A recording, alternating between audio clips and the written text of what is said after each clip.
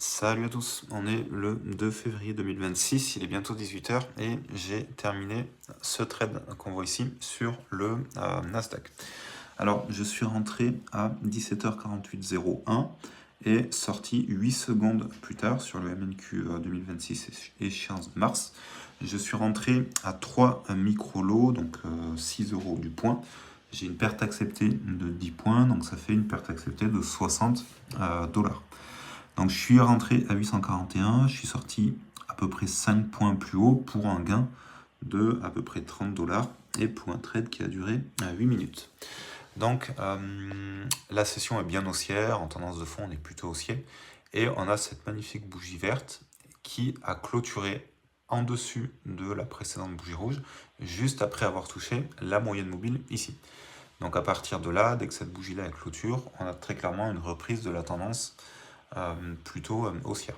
Donc la bougie a clôturé et j'ai observé le premier point bas qui était exactement ici. Donc je place un trait orange pour m'en remémorer. Le trait bleu, c'est la clôture de la bougie verte et le trait orange, il est sous le trait bleu et c'est le premier petit point bas. Donc j'aurais dû rentrer idéalement ici ou ici, sauf que on n'est pas venu chercher en dessous de ce point bas. Donc j'ai patienté. Donc j'ai patienté jusqu'à 17h45 où je suis rentré. Ça m'arrange dans la mesure où ici c'était 17h30 et donc il y avait la fermeture des marchés européens, ce qui peut amener un petit peu de volatilité. Donc je suis bien content que le cours ait fait une petite parabole et n'est pas venu toucher mon niveau sur le coup des 17h30. Donc j'ai patienté. Donc là on est en vue 300 et donc le cours est pile venu toucher.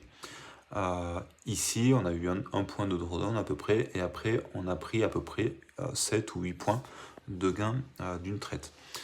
Donc, je suis passé, j'ai très vite sécurisé mon trade dans la mesure où j'étais à 6 points, à 60 € de perte. Mais évidemment, si j'avais tenu mon trade, j'aurais pu faire le précédent plus haut, à peu près à 37 points.